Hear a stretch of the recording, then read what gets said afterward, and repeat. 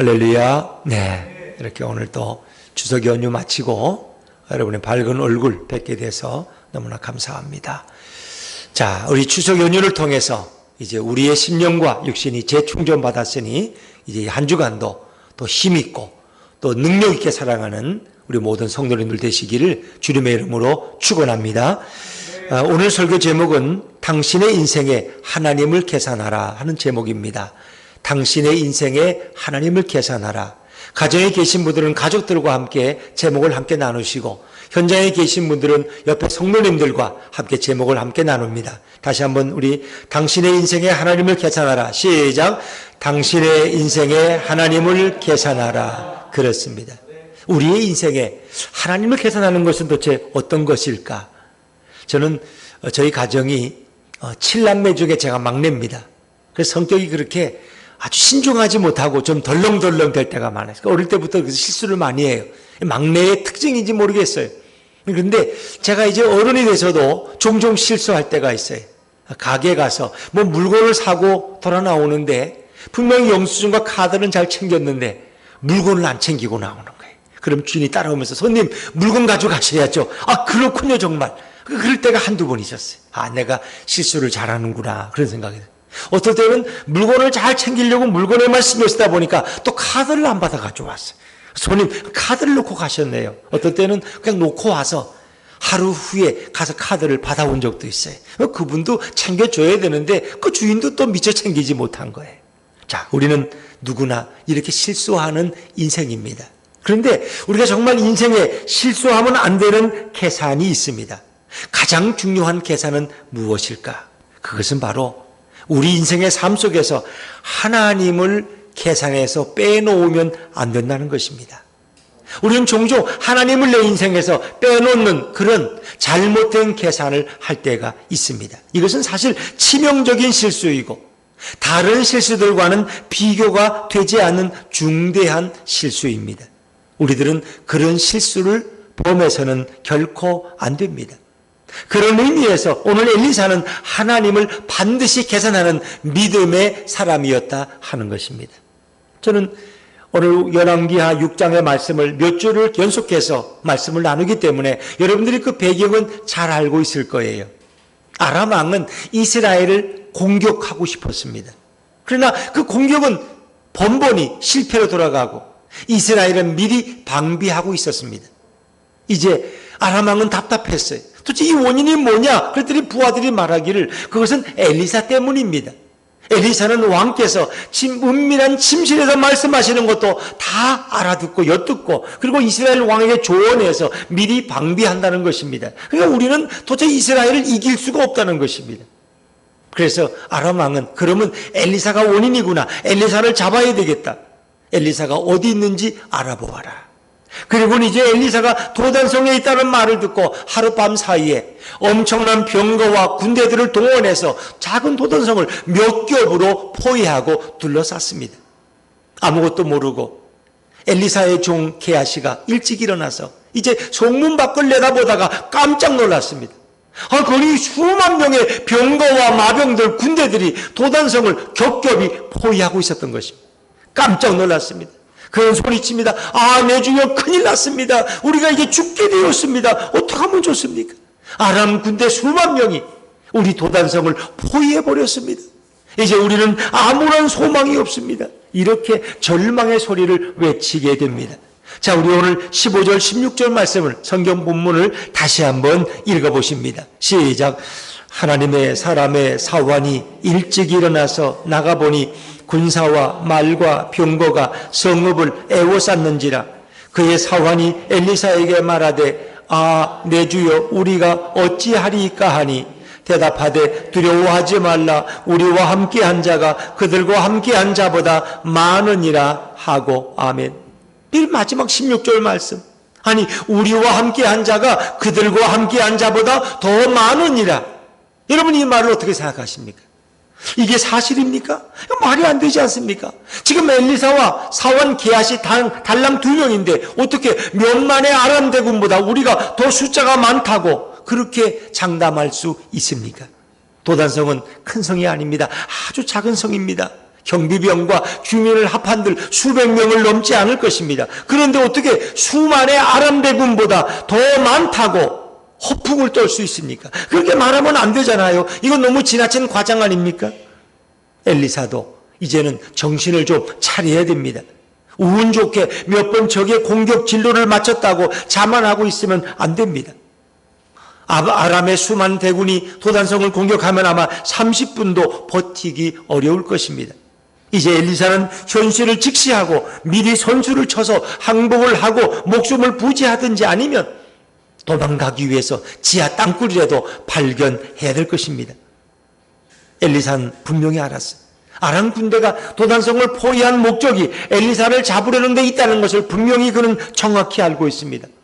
그러면 죄 없는 백성들을 희생을 치르는 것을 막으려면 어떻게 해야 돼요? 엘리사가 먼저 나가서 내가 여기 있다, 내가 당신들에게 투항하겠다, 항복하겠다 하고 먼저 나서면 이것이 지혜롭고 남자다운 모습이 아닐까요? 괜히 죄 없는 백성들을 희생할 필요는 없잖아요.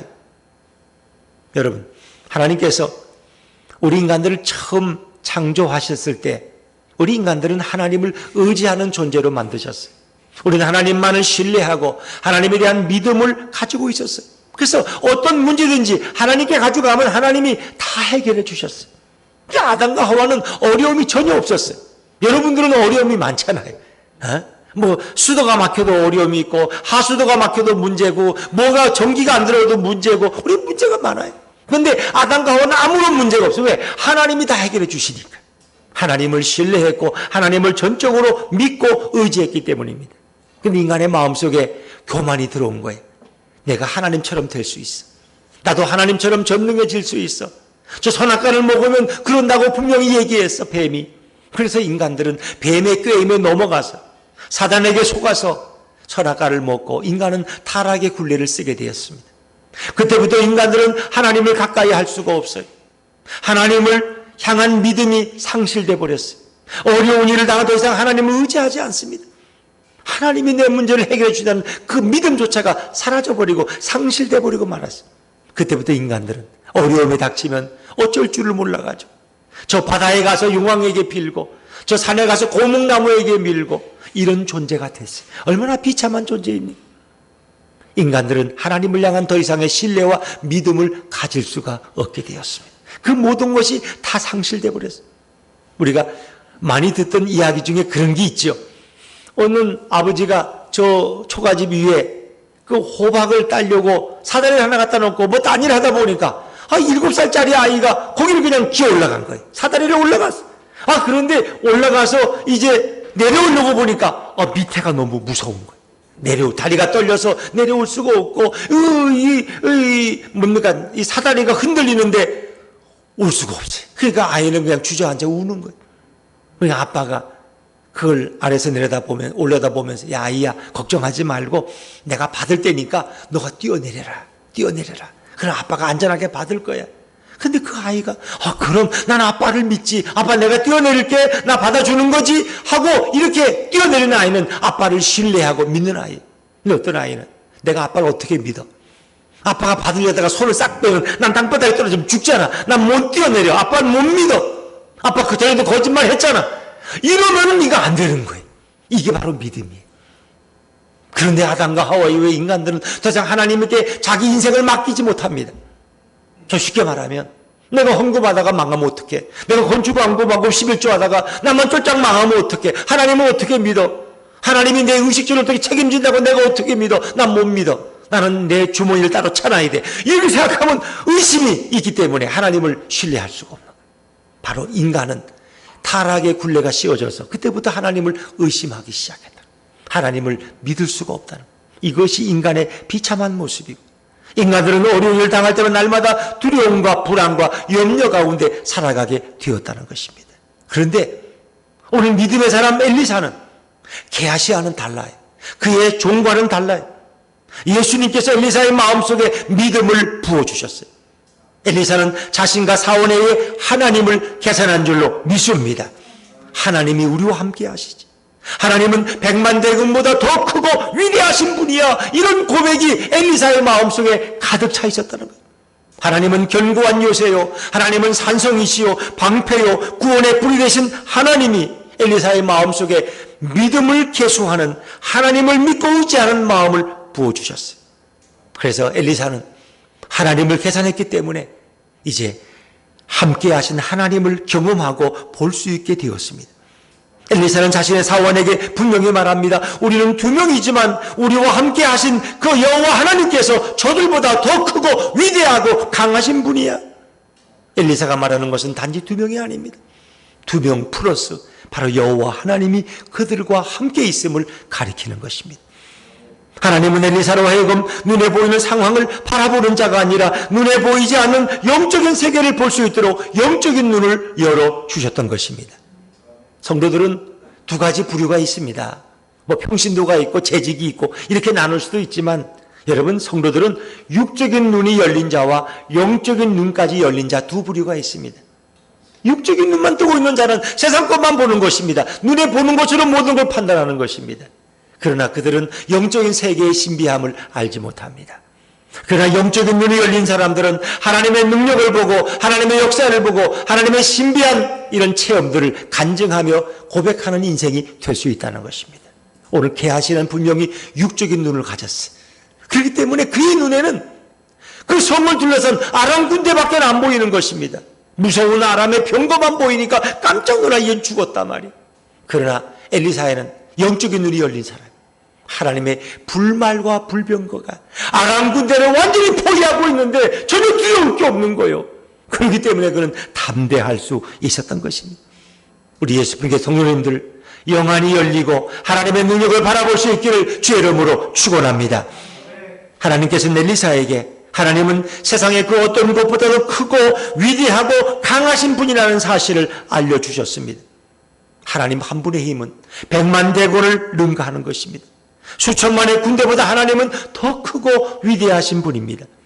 하나님은 하늘 군대를 호령하시는 사령관이 되십니다. 천지에 충만하신 여호와이십니다. 전능하신 하나님이십니다. 아람 군대를 다 합친 것보다 하나님은 더 크고 강하십니다. 우리 요한일서 4장 4절을 한번 자막에서 보실까요? 같이 읽죠. 시작. 자녀들아, 너희는 하나님께 속하였고 또 그들을 이기었나니 이는 너희 안에 계신 이가 세상에 있는 자보다 크심이라. 하나님께 속한 자는 하나님을 모셨기 때문에 세상의 사탄 마귀에 이길 수 있다는 것입니다. 우리 안에 계신 예수님께서 세상에 있는 자보다 더 크시기 때문에, 세상에 있는 자는 사탄 마귀, 그리고 세상 모든 권력과 힘과 세상의 힘을 의미하는 거죠. 내 안에 계신 예수님은 세상의 권력과 세상의 힘보다 더 크고 위대하신 분이라. 예수님만 모시면 우리는 승리할 줄로 믿습니다. 자, 시편 46편 5절 말씀 같이 읽습니다. 시작. 하나님이 그 성중에 계심에 성이 흔들리지 아니할 것이라. 새벽에 하나님이 도우시리로다. 아멘. 하나님이 바로 엘리사와 종과 함께 이 도단성의 임재에 계시기 때문에 이 성은 결코 흔들리지 않습니다. 망하지 않습니다.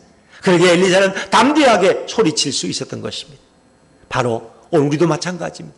예수 그리스도를 바로 내 인생의 주인으로, 내 인생의 통치자로 모신다면 우리의 인생은 결코 흔들림이 없는 줄로 믿습니다. 예수님이 그 성주에 계실 때, 예수님이 우리 교회 공동체 속에 함께 하시고 내 심령 속에, 우리 가정에, 우리의 기업에 임재하실 때 그 터는 견고하여 흔들림이 없을 줄로 믿습니다. 하나님이 도우실 때 거기에 승리의 삶이 있는 것입니다. 하나님께서는 당신의 자녀들이 위험에 놓이게 될 때도 그들이 하나님을 계산함으로 저들이 세상보다 더 크고 많다는 것을 깨닫기를 원하십니다. 우리가 늘 세상 끝날까지 함께 하시겠다는 주님의 약속을 믿고 어떤 대적 앞에서도 주눅들지 않고 당당하게 살아가기를 하나님은 원하십니다. 하나님은 보이지 않는 가운데 우리를 지키시고 하나님은 보이지 않는 가운데 우리와 함께 거하시는 거룩한 영이심을 믿으시기를 바랍니다. 오늘 엘리사는 아람 군대로 인해서 게하시가 떨고 두려워하는 것을 보면서 그를 위로합니다. 두려워하지 말라. 우리와 함께한 자가 저들과 함께한 자보다 더 많다고 그들을 위로했습니다. 오늘 이 엘리사의 위로가 이 땅에 오신 예수님에게서 발견할 수 있다는 것입니다. 아니, 엘리사는 이 땅에 오실 예수님이 하실 사역을 우리에게 미리 예표해서 보여주고 있습니다. 요한복음 10장에 보면 이제 예수님이 지 아들에게 말씀하십니다. 내가 때가 되면 너희를 떠날 것이다. 인자가 예루살렘에 올라가서 십자가에 달리고 고난을 당하고 죽었고 그리고 사흘 만에 다시 부활할 것이다 라고 말씀하시니까 제 아들이 뭔가 불안해합니다. 그때 예수님은 지 아들에게 말씀하셨어요. 너희에게 언젠가 핍박과 환난이 오겠지만 최후의 승리는 예수님으로부터 오기 때문에 우리는 승리를 확신하고 두려워하지 말라고 그들을 예수님은 격려하십니다. 환난을 만나 두려워 떠는 지 아들에게 용기와 격려를 주시는 예수님의 모습을 우린 발견할 수 있습니다. 자, 요한복음 16장 33절 말씀을 자막에서 같이 읽습니다. 시작. 이것을 너희에게 이르는 것은 너희로 내 안에서 평안을 누리게 하려 함이라. 세상에서는 너희가 내가 세상을 이기었노라. 아멘. 그랬습니다. 예수님 분명히 말씀합니다. 내가 떠나가면 너에게 환난이 찾아올 것이다. 그러나 두려워하지 말라. 담대하라. 내가 세상을 이기었노라. 이 옛날 성경에는 용기를 내어라. 내가 세상을 이기었노라. 그렇습니다. 바로 예수님은 두려워 떠는 지 아들에게 담대함을 주실 수 있습니다. 너희는 반드시 승리할 것이다. 왜? 내가 승리할 것이기 때문에. 내가 승리했기 때문에 너희도 승리할 것이다. 자, 우리 지난주일도 한번 묵상한 말씀입니다만은 마태복음 26장 53절 말씀을 같이 읽어볼까요? 시작. 너는 내가 내 아버지께 구하여 지금 12군단 더 되는 천사를 보내시게 할 수 없는 줄로 아느냐? 12군단 더 되는 수많은 천사들을 동원해서 능히 로마 군병을 무찌르고 내가 체포되지 않을 수 있다는 것입니다. 그러나 예수님은 그렇게 하지 않으셨습니다. 예수님은 하늘의 불말과 불병거를 호령하실 수 있는 전능하신 하나님이심을 믿으시기 바랍니다. 그 예수님이 지 아들을 위로하시고 우리를 격려하고 계시는 것입니다. 죽음을 두려워하고 있는 지 아들을 향해서 예수님 말씀하십니다. 나는 부활이요 생명이니 나를 믿는 사람은 죽어도 살겠고 살아서 믿는 사람은 영원히 죽지 아니하리니 내가 이것을 믿느냐. 그렇습니다. 예수님은 지 아들에게 오늘 게하시를 위로했던 엘리사처럼 예수님은 우리 성도들과 지 아들을 위로하고 격려하고 계십니다. 여러분, 예수님은 누구십니까? 예수님은 이 땅에 오신 하나님이십니다. 믿음을 상실해버린, 믿음을 잃어버린 인간들에게 믿음을 회복시켜주기 위해서 예수님은 이 땅에 오셔서 우리와 함께 계신 줄로 믿습니다. 그래서 예수님은 이름이 두 개라는 거 아시죠? 마태복음 1장에 보면 예수는 예수란 이름이 있어요. 예수란 이름은 뭐예요? 그가 저희 백성을 죄에서 구원할 자라. 그 이름을 예수라 하라. 예수란 이름은 구원자란 뜻이에요. 근데 또 하나의 이름이 있다는 거 아세요? 임마누엘, 임마누엘. 자, 우리 마태복음 1장 23절 말씀 같이 읽어보죠. 마태복음 1장 23절 시작. 보라, 처녀가 잉태하여 아들을 낳을 것이요 그의 이름은 임마누엘이라 하리라 하셨으니 이를 번역한 즉 하나님이 우리와 함께 계시다 함이라. 아멘. 예수님은 바로 하나님이 우리와 함께 계심을 구체적으로 보여주시고 증거하시는 분이 바로 우리 예수님입니다. 아니, 예수님은 우리와 함께 계신 하나님이십니다. 그래서 예수님의 이름은 바로 임마누엘 예수님이에요. 예수님은 우리와 함께 계시고 세상 마지막 날까지 우리와 동행하시고자 우리를 찾아오신 하나님이십니다. 그래서 그분은 볼지어다 세상 끝날까지 내가 너희와 항상 함께 있겠다고 우리에게 약속하셨습니다. 여러분, 믿음이란 무엇입니까? 믿음은 초라한 자신의 형편만 보는 것이 믿음이 아닙니다. 믿음은 어떤 형편에도 우리와 함께 계시는 하나님을 계산하는 능력이 바로 믿음입니다. 자, 여러분 따라해 보세요. 믿음은 초라한 자신을 보지 않고 능력의 예수님을 계산하는 것이다. 그렇습니다. 믿음은 초라한 자신의 형편을 보는 게 아니에요. 능력의 예수님을 계산하는 것이, 내 인생에 계산하는 것이 바로 믿음입니다. 여러분의 인생에 예수님을 계산하십시오. 믿음을 가지게 되면 하나님을 계산하는 지혜가 생깁니다. 믿음이 없을 때는 어떤 형편이나 상황에서도 하나님을 계산하지 않습니다. 그래서 쉽게 낙심하고 쉽게 절망합니다. 저금 통장에 잔고가 없으면, 마이너스 통장이 되면 그때부터 불안해하는 것입니다. 이것이 엘리사와 그의 종의 다른 점입니다. 엘리사에게는 하나님을 계산하는 지혜가 있었습니다. 엘리사의 종에게는 하나님을 계산하는 지혜가 전혀 없었습니다. 여러분은 어느 쪽입니까? 하나님을 계산하는 예수 분교의 성도님들 되시기를 주의 이름으로 축원합니다. 옆에 분들한테 물어보세요. 당신은 하나님을 계산하십니까? 시작. 당신은 하나님을 계산하십니까?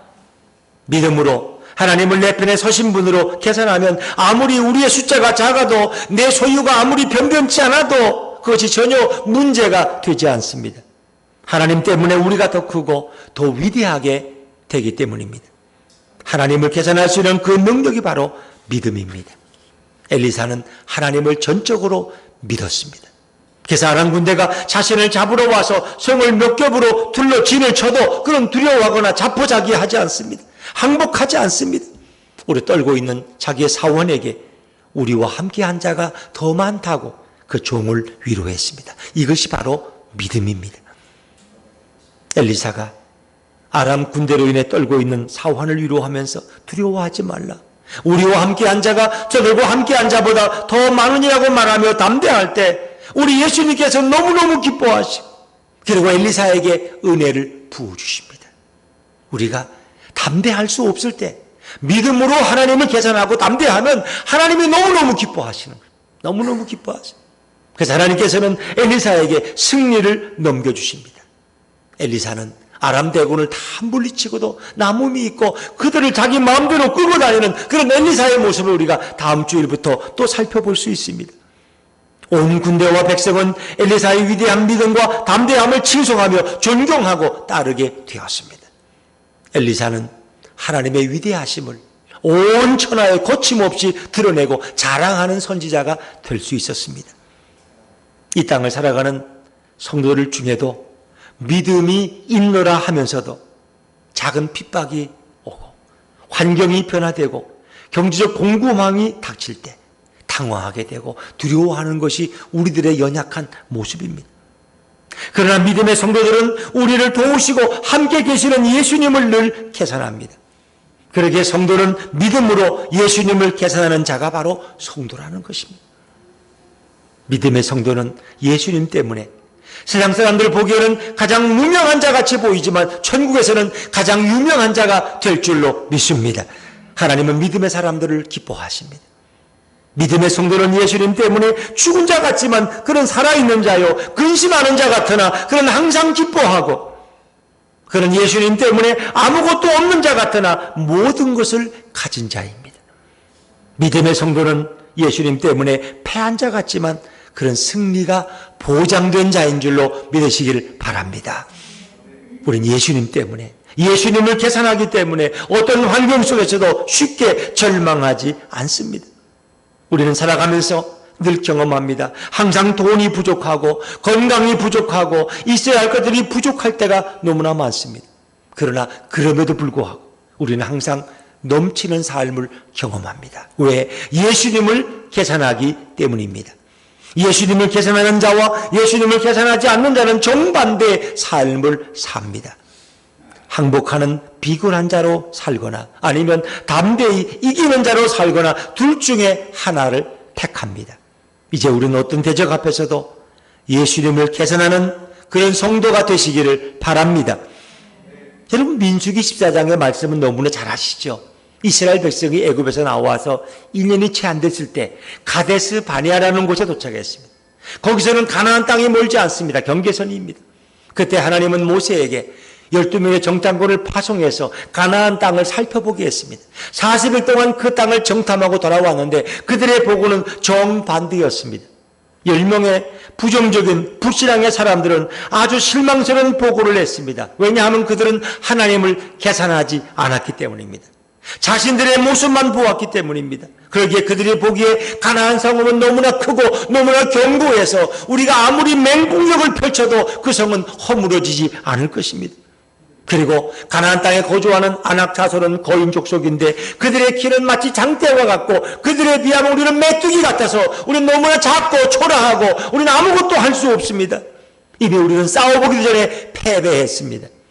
그들은 다 열등감에 빠져 있었고 패배주의에 빠져 있었습니다. 그들은 하나님을 계산하지 않았기 때문입니다. 그러나 다른 두 사람, 믿음의 사람인 여호수아와 갈렙의 보고는 달랐습니다. 하나님이 허락하신 땅이니 올라갑시다. 하나님의 뜻대로 올라가면 우리는 승리할 것입니다. 저들이 우리에게 무릎 꿇을 것입니다. 그런 믿음의 사람이었습니다. 여호수아와 갈렙은 하나님을 계산한 줄로 믿습니다. 그 차이밖에 없어요. 우리는 일반적으로 10명의 의견을 따라야 되지 않습니까? 그러나 모세는 분명 이 여호수아와 갈렙의 보고를 정확히 믿고 의지했습니다. 그 보고대로 행했습니다. 왜? 그들은 하나님을 계산한 사람들이었기 때문입니다. 오늘 많은 사람들, 많은 성도들이 있지만 두 부류입니다. 하나님을 계산하는 자와 하나님을 계산하지 않는 자들이 어디 많이 있습니다. 여러분, 하나님이 어디 보입니까? 하나님의 불말과 불평가가 어디 있습니까?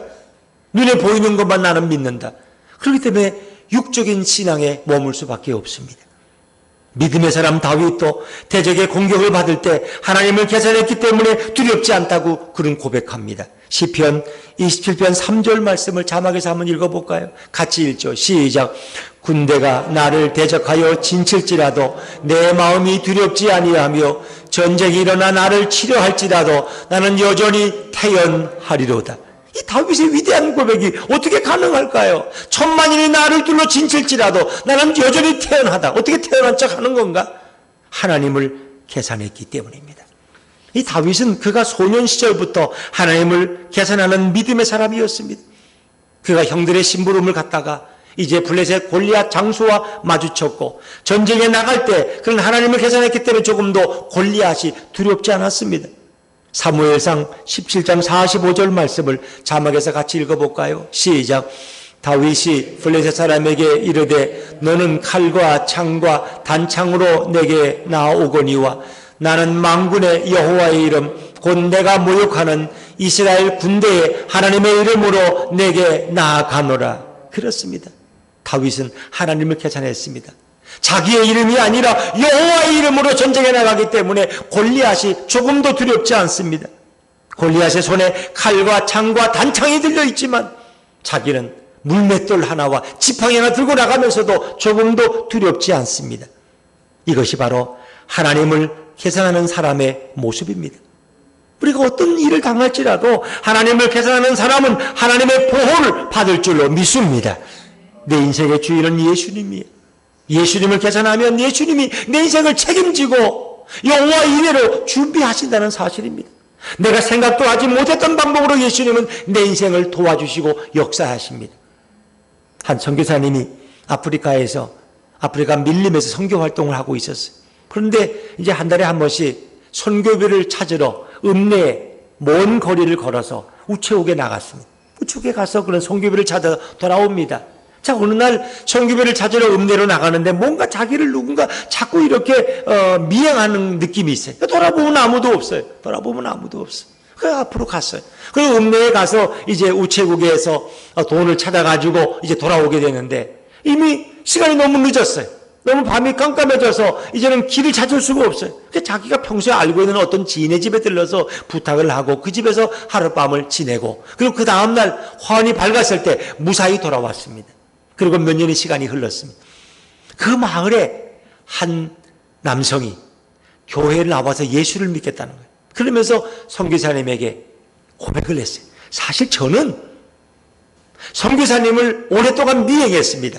선교사님이 한 달에 한 번씩 우체국에 돈을 찾으러 가기 때문에 제가 그 돈을 빼앗으려고 미행을 했는데 그때마다 실패했습니다. 왜? 선교사님 뒤에는 총을 든 자들이 몇 명이 선교사님을 보호했기 때문입니다. 저는 깜짝 놀랐습니다. 그래서 마침 선교사님이 너무 늦어 어느 날 어떤 집에 들어가서 계시기 때문에 제가 칼을 들고 들어가려고 했는데 거기에도 그 들어가는 입구를 어떤 군인이 철도같이 지키고 있기 때문에 제가 그때도 접근하지 못했습니다. 선교사님 좀 궁금합니다. 제가 잘못은 했지만 도대체 그 군인들은 어디서 불러왔고 지금 어디 있습니까? 라고 묻는 거예요. 선교사님은 아무런 말도 할 수 없었어요. 기도할 때 하나님이 보내주신 천사들이었습니다. 하나님은 오늘도 당신을 계산하는 자들에게 천사를 보내서 그를 돕고 보호하시고 동행하는 줄로 믿습니다. 이것이 바로 하나님의 역사입니다. 여러분의 불안한 인생에 예수님을 더하시고 예수님을 계산하시기를 주의 이름으로 축원합니다. 난 이제 아무것도 할 수 없어요 라고 말하지 마십시오. 예수님이 당신과 함께 하신다면 못할 일이 무엇입니까? 성경은 말씀합니다. 할 수 있거든요. 무슨 말이냐? 믿는 자에게는 능치 못하심이 없느니라. 그렇습니다. 지난 추석 연휴인가요? 보니까 이렇게 인터넷으로 이제 TV가 저 당원에는 없어서 인터넷 이렇게 핸드폰으로 보았더니 그 나훈아 씨가 나와서 이렇게 노래를 KBS에서 했는데 그게 뭐 굉장히 인기가 있었다 그러더라고요. 또 그분이 한 얘기를 많은 분들이 또 이렇게 전하더라고요. 그런데 나훈아 씨 나이가 몇 살이냐니까 74살이래, 74살. 근데 그렇게 젊은이처럼 노래를 부르고 그렇게 멋진 말을 하더라고요. 근데 그 나훈아 씨하고 대담을 했던 김동건 씨가 나와서 또 했는데 그 김동건 씨 나이가 80이라는 사실에 깜짝 놀랐어요. 또 무슨 트롯 뭐 어워진가 나왔는데 거기 송혜 씨가 나와 잠깐 인사를 하고 시상을 했는데 그분의 연세가 90세가 훨씬 넘었더랬어요. 이렇게 젊어 보여. 저 세상 사람들도 나이가 90이 넘어도 할 일을 다 하는데 우리는 못하는 게 너무 많아. 못하는 게. 나는 능력이 없고 힘도 없고 나이도 들고. 여러분, 예수님이 함께 하신다면 우리가 불가능이 어디 있겠습니까? 나는 이 엄청난 문제를 해결할 수 없어요 라고 말하지 마십시오. 예수님이 당신을 도우신다면 해결하지 못할 일이 세상에 어디 있겠습니까? 성경은 말씀합니다. 사람으로는 할 수 없으되 여호와께서는 모든 것을 다 할 수 있느니라. 할렐루야. 그렇습니다. 이제는 나는 능력이 없어요라고 말하지 마십시오. 예수님이 여러분의 능력이 되어주신다면 능력이 없어서 못할 일이 어디 있겠습니까? 빌립보 4장 11절에 말씀합니다. 내게 능력 주시는 자 안에서 나는 모든 것을 할 수 있느니라.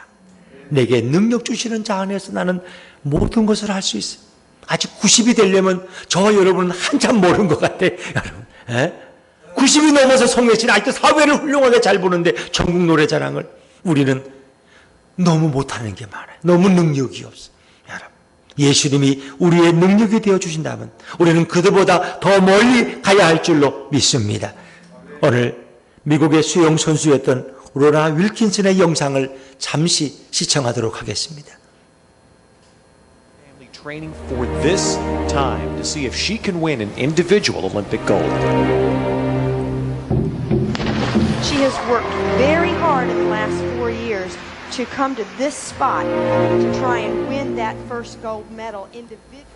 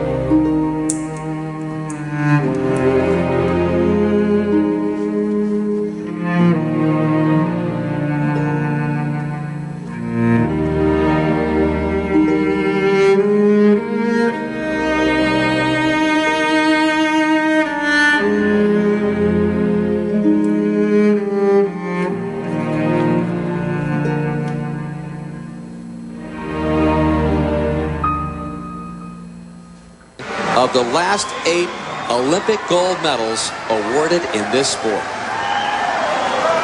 Well, who would have thunk it? Laura said all along that if she did that fourth round dive for above 7.5 or 8, a back 2.5 somersault with 1/2 twist, she has the high degree of difficulty. She equals the degree of difficulty of the 2 Chinese in this round at 3.0. Is it going to be good enough to get the gold medal? Is it going to be good enough? Laura Wilkinson thinks it might be. She's gone straight in. She made a...